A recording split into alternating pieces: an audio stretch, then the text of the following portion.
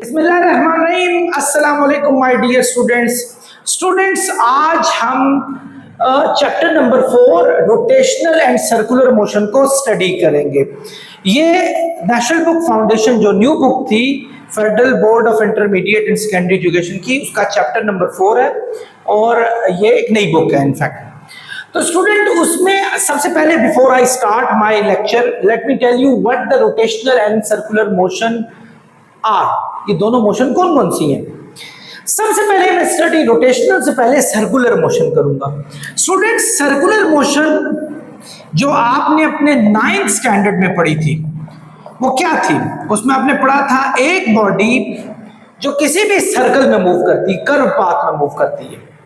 मतलब फर्ज करें अगर आपके पास ये एक पॉइंट है जिसके गिर्द कोई भी बॉडी, फर्ज करो एक बंदा भाग रहा है इस पॉइंट, या यूं करते हैं ये सन ले लेते हैं, ये अर्थ ले लेते हैं। अर्थ इस सन के गिर्द जो है वो चक्कर काट रही है, एक पूरा सर्कुलर पैटर्न जनरेट कर रही है।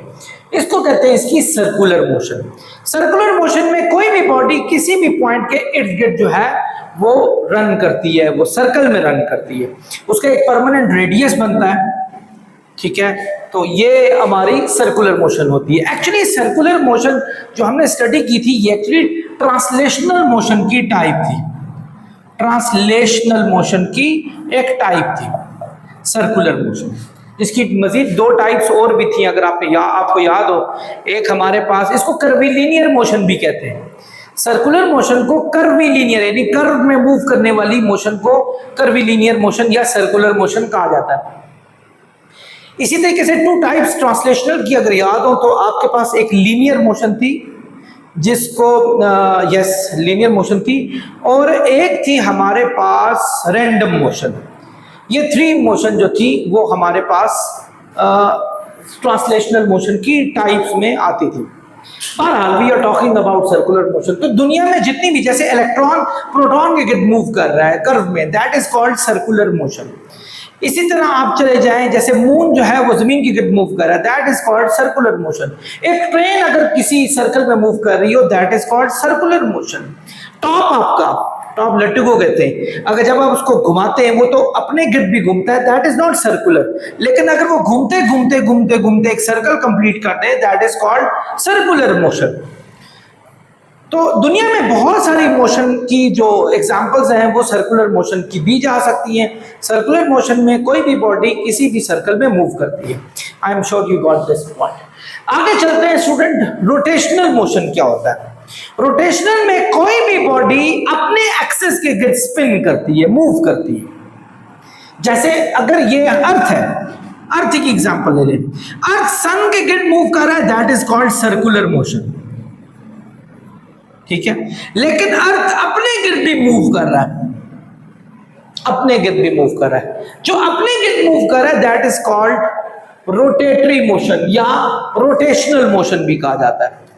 यानी अपने एक्सेस के गिर्द, यानी अपना एक्सेस है उसके गिर्द मूव करेगा, that is called rotatory motion. आपके सामने इसकी एक अच्छी एग्जांपल, आपका फैन देखा होगा।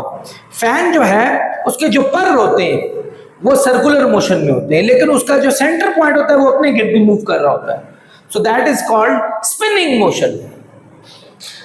ठीक है, बिल्कुल इसी तरीके से बहुत सारी एग्जांपल ली जा सकती हैं। आपका इलेक्ट्रॉन जो है किसी भी एटम का, इलेक्ट्रॉन अपने गिर्द भी स्पिन कर रहा होता है और पूरे एटम में भी वो सर्कुलेट कर रहा होता है। तो वो जो गिर्द घूम रहा होता है तो उसको तो सर्कल कहते हैं, लेकिन जो अपने गिर्द घूमता है that is called spinning movement motion या रोटेशनल मोशन उसको कहा जाता है। आई होप आप लोग समझ गए होंगे। सो रोटेशनल मोशन की डेफिनेशन एक्चुअली होगी a motion of a body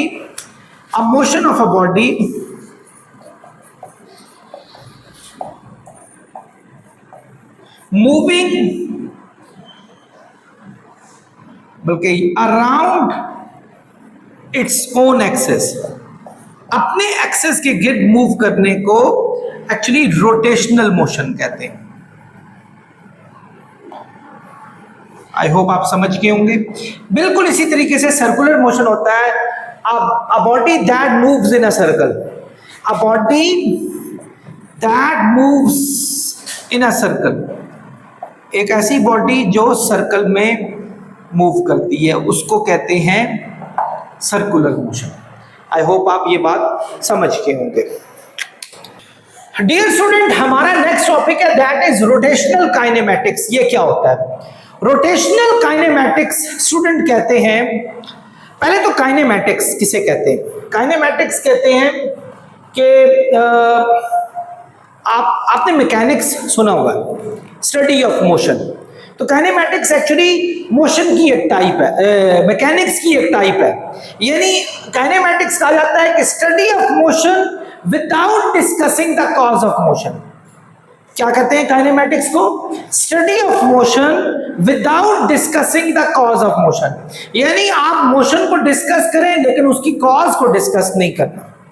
बिल्कुल इसी तरीके से रोटेशनल काइनेमैटिक्स होगा study of rotational motion without the cause of motion. याद रखें, कॉज ऑफ लीनियर मोशन जो होती है, लीनियर या ट्रांसलेशनल कहते हैं, ट्रांसलेशनल, ये ज्यादा बेहतर रहेगा नाम। ट्रांसलेशनल मोशन जो होती है उसकी जो कॉज होती है वो एक्चुअली फोर्स होती है, फोर्स। ऑब्वियसली आप ट्रांसलेशनल तो सीधी सीधी मूवमेंट हो कहते हैं कि अगर आप बॉडी को सीधी मूव कर रही है वो तभी मूव करेगी जब उस पर कोई फोर्स लगेगी, फोर्स के बगैर नहीं। तो सबसे बड़ी कॉज यही है। आपकी कॉज ऑफ रोटेशनल मोशन जो है, रोटेशन या रोटेशनल मोशन, वो जो होती है वो टॉर्क होती है। जब किसी बॉडी पे टॉर्क लगता है तो याद रखिएगा तब आपकी किसी भी बॉडी में रोटेशनल जो है रोटेशन क्रिएट होती है। यानी टॉर्क किसे कहते हैं कि जब आपके पास जब आपके पास मोमेंट आर्म होगा और मोमेंट आर्म में फोर्स लगेगी। टॉर्क का पता है आपको? Moment arm multiply by force. आपका दरवाजा अगर जोर से खोल देते हो तो दरवाजा तभी खुलेगा जब उस पर टॉर्क पैदा करोगे, यानी उसकी मोमेंट आर्म में फोर्स प्रोड्यूस करोगे परपेंडिकुलर, तो तब पैदा होगा। रोटेशन की जो रीजन है स्टूडेंट वो टॉर्क है। सो अब हम इसको जस्टिफाई करते हैं कि रोटेशनल काइनेमैटिक्स क्या होता है।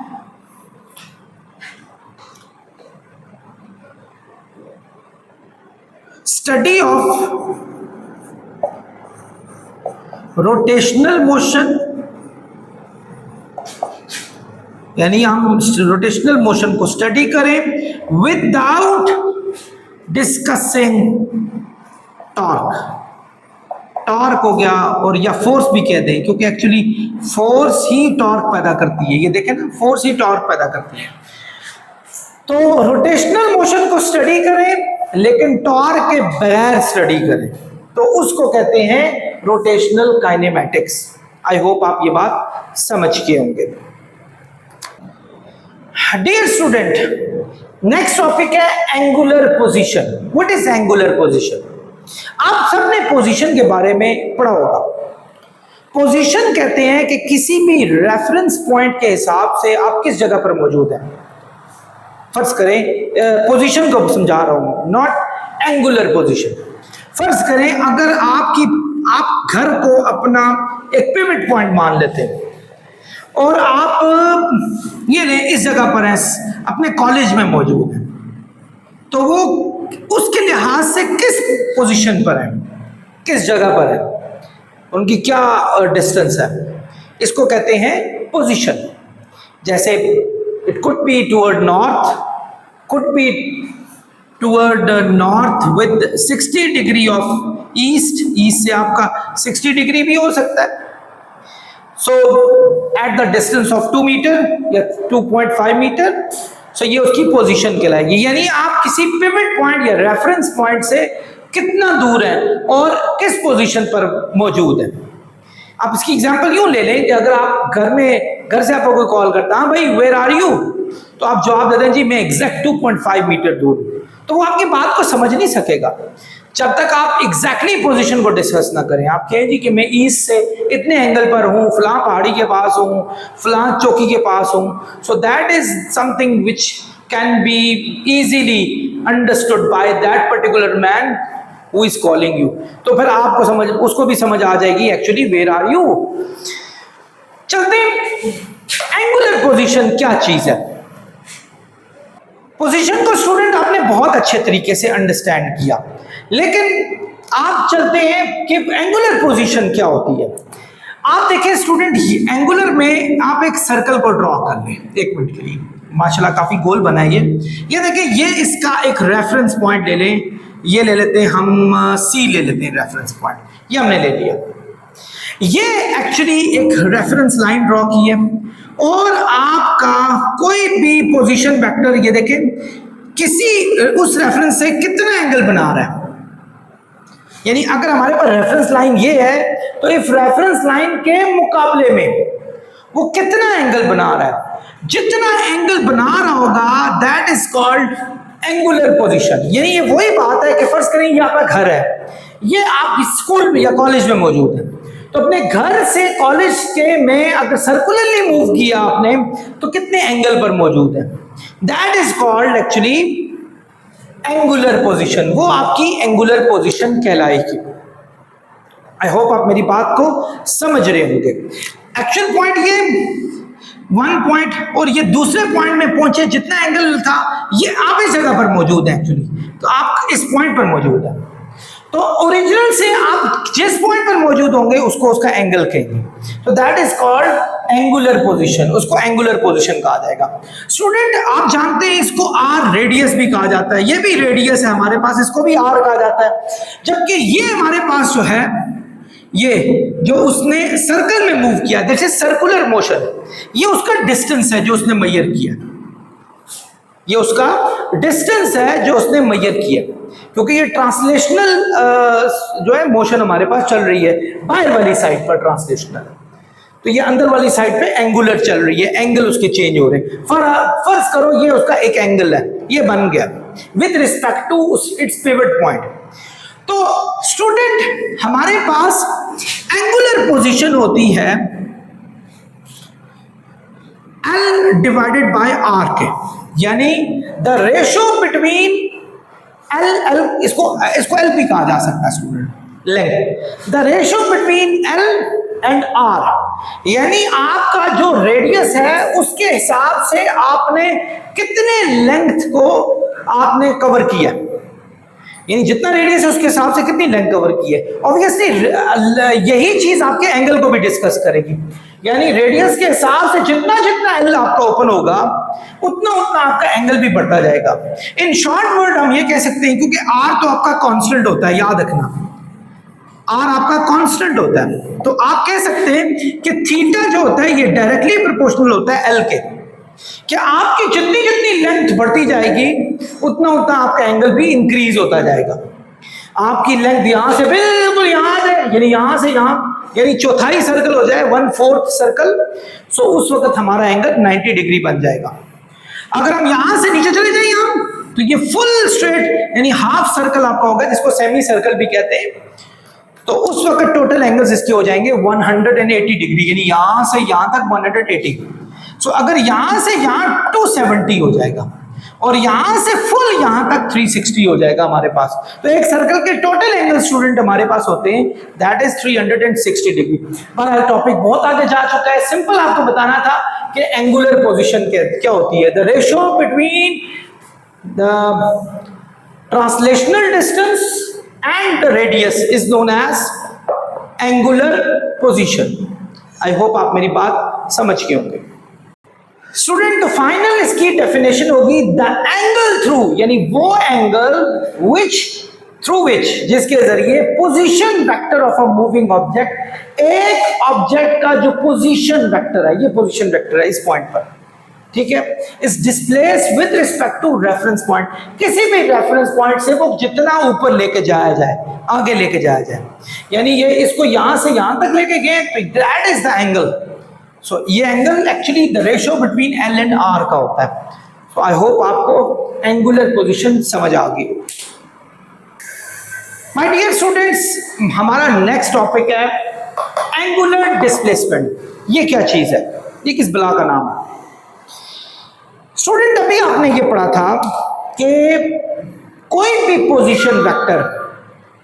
पोजीशन वेक्टर जब किसी रेफरेंस डायरेक्शन से जितना डिस्प्लेस हो जाए तो उसको कहते होते हैं एंगुलर पोजीशन कहते हैं। फर्ज करें हम इसको जरा पूरी लाइंस ड्रॉ कर लेते हैं। आपका ये था जी हमारे पास θ1, इसका नाम रख लें, यानी इस रेफरेंस के हिसाब से आपकी बॉडी यहां मूव कर चुकी है और ये θ1 है।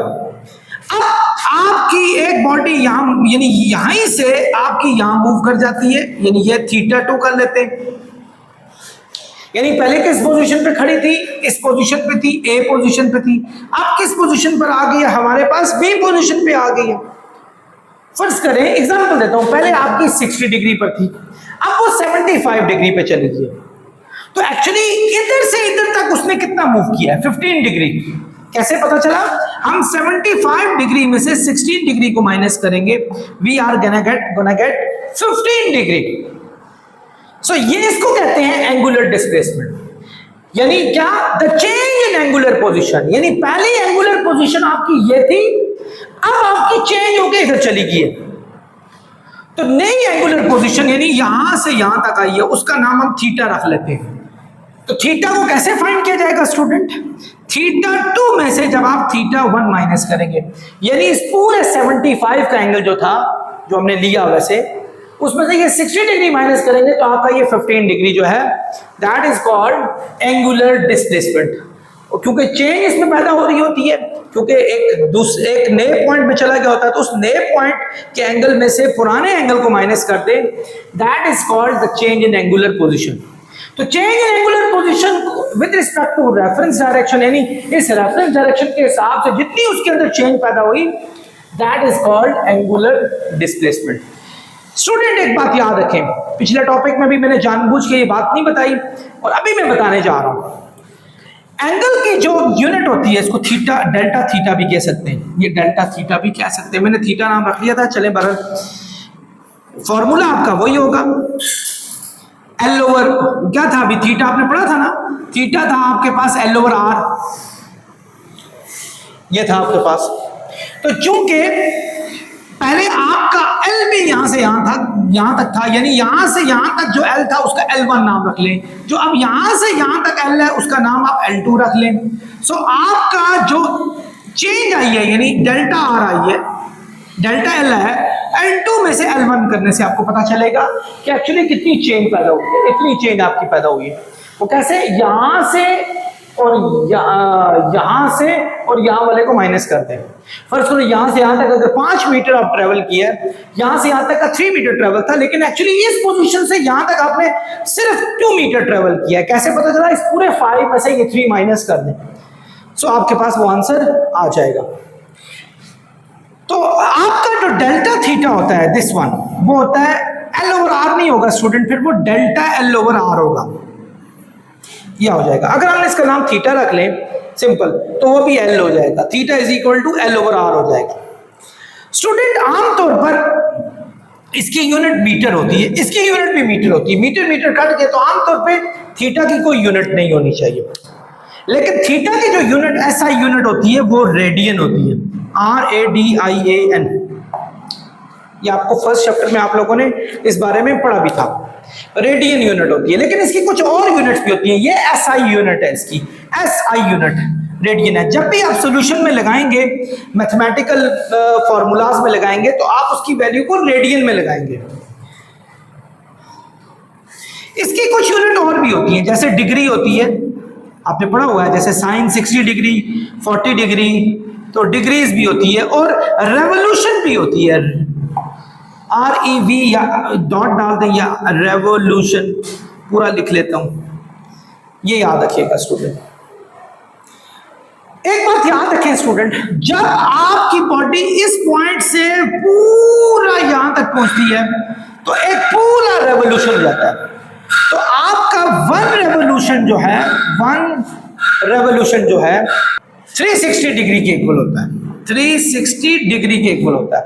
आपको बताया जाता है कि यहां से यहां तक 90 डिग्री, यहां से यहां तक 180 डिग्री, यहां से यहां तक 270 डिग्री, और यहां से यहां तक 360 डिग्री।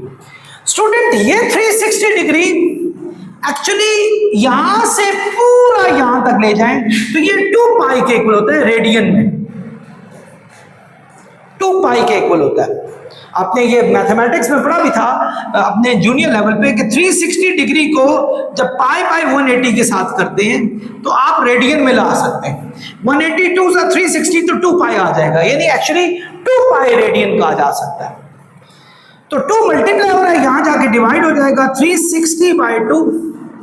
तो पाई की वैल्यू स्टूडेंट जो डिग्री में आएगी वो 180 डिग्री आ जाएगी। 2 से आपके पास सिंप्लीफाई हो जाएगा। लेकिन आप ये बात जानते हैं कि ये पाई की एक्चुअल वैल्यू होती है 3.14। आप सबने पढ़ी हुई है अपने जूनियर क्लासेस में। ये रेडियन है और ये 180 है। अगर मैं दोनों साइड पे 3.14 से डिवाइड कर दूं, यहां भी और यहां भी, तो स्टूडेंट 57.3 आ रहा है।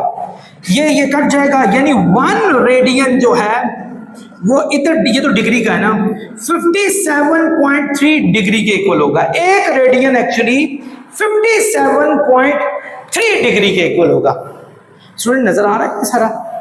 अच्छा, बिल्कुल इसी तरीके से ये आपको बताया कि 3.14 एक्चुअली रेडियन जो है ये 180 डिग्री के इक्वल है। अगर मैं दोनों साइड पे 180 से डिवाइड कर दूं, ताकि मैं ये भी पता चलाऊं कि 1 डिग्री किसके इक्वल होता है। स्टूडेंट्स डिवाइड करें इसको जरा, तो आपका 1 डिग्री 0.01744 रेडियन के इक्वल हो जाएगा जब ये 180 से डिवाइड हो जाएगा। सो स्टूडेंट भूलना नहीं है आपने, एक रेवोल्यूशन 1 रेवोल्यूशन 360 डिग्री या 2 पाई भी कह सकते हैं रेडियन में, ठीक है। और इसका मतलब है कि अगर मैं, ये भी 1 रेवोल्यूशन है, तो अगर मैं 1 रेवोल्यूशन को कंपेयर कर लूं, 360 डिग्री इज इक्वल टू 2 पाई हो जाएगा। तो आप 2 यहां मल्टीप्लाई हो रहा है, यहां जाकर डिवाइड, तो पाई आपके पास डिग्री में 180 डिग्री आ जाएगा हमारे पास। अगर मैं दोनों साइडों पे 3.14 से डिवाइड कर लेता हूं तो हमारे पास 1 रेडियन हो जाएगा 57.3 डिग्री के। बिल्कुल इसी मेथड से अगर मैं दोनों साइड पे, यानी इसी को 180 डिग्री से डिवाइड कर लूं तो ये हमारे पास 1 degree is equal to 0.01744 rad के इक्वल हो जाएगा। सो ये था स्टूडेंट हमारे पास एंगुलर डिस्प्लेसमेंट। डियर स्टूडेंट्स, हमारा नेक्स्ट टॉपिक है एंगुलर वेलोसिटी। स्टूडेंट आप लोगों ने velocity, dear students, angular velocity को स्टडी करते हैं। एंगुलर वेलोसिटी एक्चुअली आपने एक्चुअल वेलोसिटी भी पढ़ी थी। एक्चुअल वेलोसिटी क्या थी? Velocity, rate of change of displacement is known as velocity. आपको याद होगा, इसको वेलोसिटी कहते हैं। यानी अगर आपकी एक बॉडी ये जा रही है, यहां से आप समझ लें इस जगह पे स्पीड जो है इसकी यहां से यहां तक का डिस्प्लेसमेंट उसने ट्रेवल किया है 30 मीटर ट्रेवल किया, और वो ऑब्जेक्ट आपका, या फर्ज करें ये यहां से यहां तक 30 था, यहां तक। अब यही ऑब्जेक्ट आपका कुछ देर बाद यहां पहुंच जाता है, यहां पहुंच जाता है। यहां से यहां तक ऑब्जेक्ट को पहुंचने में 2 सेकंड लगे थे, ये टाइम 1, जबकि यहां से यहां तक ऑब्जेक्ट को पहुंचने में 5 सेकंड लग रहे हैं, ये टाइम 2 कर लो, यानी यहां से यहां तक। तो इसका मतलब हुआ इस पॉइंट से इस पॉइंट तक पहुंचने में आप इस पूरे 5 में से ये 2 माइनस कर लें तो हमारे पास बच जाएगा 3 सेकंड, यानी 3 सेकंड आपका डेल्टा टी आ जाएगा, जो यहां से यानी पॉइंट 2 से 3 में लग रहे हैं। तो अगर मैं पूछूं कि यहां से यहां तक डिस्टेंस कितना है, सॉरी यहां से यहां तक डिस्टेंस 50 मीटर है, फर्ज करो 50 मीटर, तो इसका मतलब हुआ यहां से यहां तक का जो डिस्टेंस उसने ट्रेवल किया है दैट इज 50 पूरे में से ये 30 माइनस कर दो, तो ये हमें पता चल जाएगा कि इसका टोटल डिस्टेंस जो इसने यहां से यहां तक किया है वो हमारे पास 20 मीटर है ट्रेवल की। तो हमारे पास वेलोसिटी फाइंड करना आसान हो जाता है। ये डेल्टा डी कर लो, ये टी, यानी डेल्टा डी हमारे पास 20 था, टाइम हमने हमारे पास जो डेल्टा टी था वो 3 था, तो ये तकरीबन हमारे पास 6 पॉइंट्स हम आ जाएगी, अप्रॉक्सीमेटली 7 सेकंड आ गए। ये हमारे पास वेलोसिटी आ गई मीटर पर सेकंड, 6.7 मीटर पर सेकंड में आ गई। अब आते हैं स्टूडेंट एंगुलर वेलोसिटी क्या होती है। एंगुलर वेलोसिटी के लिए आपको सबसे पहले, क्योंकि एंगल का ताल्लुक आपका सर्कल से ही होता है, फर्ज करें आप इस पॉइंट से, ये इसका रेफरेंस लाइन है, ये इसका पिवट पॉइंट है जिसका नाम हम रख लेते हैं सी, ये सेंटर रख लेते हैं सी, ये इसका पिवट पॉइंट है। आपकी बॉडी ऑलरेडी इस पोजीशन पे खड़ी है और इसने θ1 का एंगल बना के रखा हुआ है, θ1 का एंगल बना के रखा हुआ है ये इस पोजीशन पर। अब आपकी बॉडी अगर इसी रेफरेंस लाइन से देखें, आपकी बॉडी इस पोजीशन पे चलेगी, यानी एक नया एंगल उसने with respect to reference point, नया एंगल उसने θ2 बना लिया। तो अगर आप यहां से यहां तक के एंगल को देखें, वो हमारे पास डेल्टा डी हो जाएगा। जिस तरह एंगुलर वेलोसिटी में change in displacement over time आता है, इसी तरह एंगुलर वेलोसिटी में rate of change of angular displacement आता है। यानी डिस्प्लेसमेंट आपका जो चेंज हुआ है ये वाला, ये कितनी देर में चेंज हुआ, यानी पहला टाइम यहां से यहां तक था, दूसरा टाइम यहां से यहां तक था, तो इन दोनों टाइम में से माइनस कर दो तो ये डेल्टा टी आ जाएगा, यानी यहां से यहां तक का टाइम आ जाएगा। सो ये एंगल जो चेंज हुआ है ये कितने टाइम में चेंज हुआ है? सो जितने टाइम में ये एंगुलर डिस्प्लेसमेंट चेंज हुआ आपका, सो उसको कहते होते हैं एंगुलर वेलोसिटी। आई होप आप मेरी बात समझ रहे होंगे। So angular velocity same like हमारी ट्रांसलेशनल वेलोसिटी है, उसमें rate of change of displacement था, इसमें rate of change of angular displacement of time था। सो यानी हम कह सकते हैं कि एंगुलर वेलोसिटी होती है delta D over T, delta t के, और डेल्टा टी की यूनिट हमारे पास हमने पहले पढ़ी थी रेडियन होती है, जबकि टाइम की यूनिट सेकंड होती है, तो इसकी यूनिट हो जाएगी रैड पर सेकंड, रेडियन पर सेकंड हो जाएगी हमारे पास। आई होप स्टूडेंट आप मेरी बात को अच्छे तरीके से समझ रहे होंगे। स्टूडेंट एक बात और भी याद रखें, there is a relationship between these two, इन दोनों के बीच में भी बड़ा गहरा रिलेशनशिप है। ट्रांसलेशनल वेलोसिटी और एंगुलर वेलोसिटी के बीच में बड़ा गहरा ताल्लुक है। आए उस ताल्लुक को भी हम समझते हैं। देखिए स्टूडेंट, हमारे पास एंगुलर वेलोसिटी थी delta D bye delta T, ये थी, ये आप समझ गए होंगे अच्छे तरीके से। जी स्टूडेंट, तो बात हो रही थी कि there is a relationship between translational velocity and angular velocity, इनका आपस में भी बहुत गहरा ताल्लुक है। देखिए student, angular velocity delta theta divide by delta t के इक्वल है। अभी जब मैंने पोजीशन वेक्टर आपको समझाया था तो मैंने कहा था कि जो थीटा होता है ना, ये L ओवर R के इक्वल होता है। आप लोगों ने पढ़ा था ये L ओवर R के। अगर मैं इसकी वैल्यू, ये इसकी वैल्यू, यानी इसकी वैल्यू L ओवर R लगा दूं, और ये मल्टीप्लाई 1 ओवर डेल्टा टी है, ये आ जाएगा, तो ये चेंज इन दोनों के ऊपर लग रही है, यानी ये चेंज हम L पे भी लगाएंगे लेकिन R पे चेंज पैदा नहीं होती स्टूडेंट, क्योंकि R कांस्टेंट होता है। तो R डिवाइड हो रहा है, यहां जाके मल्टीप्लाई हो जाएगा, ये डेल्टा टी को नीचे लिख लें, ये आ गया। तो student rate of change of displacement आ गया, यानी ये डिस्प्लेसमेंट है L और ये टाइम है, L को S या D भी कहा जा सकता है, यही वाला, ये वेलोसिटी के इक्वल होता है। तो हम कह सकते हैं कि R ओमेगा जो है, यहां मैं लिख रहा हूं R ओमेगा जो है, स्टूडेंट्स नजर आ रहा है ये, देखिए, अच्छा, R ओमेगा जो है ये V के इक्वल होता है, यानी हम V is equal to R omega. So there is a relationship between V and omega as well, यानी इनके बीच में भी एक क्लियर रिलेशनशिप डेवलप हो रहा है। सो सम अप करते हैं student, what is angular velocity? The rate of change of angular displacement is known as angular velocity. So again I told you about this in very detail. So the next thing is there is a clear relationship between angular velocity and translational velocity. The translational velocity is rate of change of displacement, and angular velocity rate of change of angular displacement. So if we write angular displacement, which is delta theta divided by t, you know theta is L over R. So change could be in L, but you cannot have change in R because R is always constant. So R could be transferred on the other side, and it would be r omega. So this is going to be delta L over delta t, which is equal to velocity v. So v is equal to r omega. I hope आप मेरी बात समझ गए होंगे। Student, angular velocity की बहुत सारी types हैं, लेकिन कुछ सीधा सीधा पढ़ते हैं। जैसे इनिशियल एंगुलर वेलोसिटी, जिस तरह आप लोगों ने पढ़ी थी अपने 9th लेवल पे, इनिशियल वेलोसिटी वी आई जिसको कहा जाता है, इसको ओमेगा आई कहेंगे।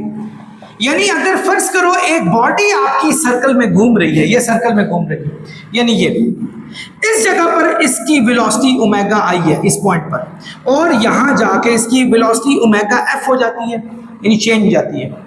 सो इस पॉइंट अगर आपकी वेलोसिटी चेंज हो रही हो तो इस पॉइंट की वेलोसिटी को इनिशियल ओमेगा यानी ओमेगा आई या इनिशियल एंगुलर वेलोसिटी कहेंगे, और एक होती है फाइनल यानी ऑन द अदर पॉइंट, दूसरी साइड पर जो आखिरी वेलोसिटी होती है उसको ओमेगा एफ से जाहिर किया जाता है। इसकी एक टाइप होती है average angular velocity. Average angular velocity, what is this? ये क्या चीज है हमारे पास? Student, if you have so many angular velocities like omega 1 is equal to 20 rad per second, omega f2 is equal to 13 rad per second, omega 3 is equal to 25 rad per second. So you got so many velocities. So what are you going to do? Sum of all angular velocity divided by the total time taken by that velocity. यानी आप total time, total angular velocity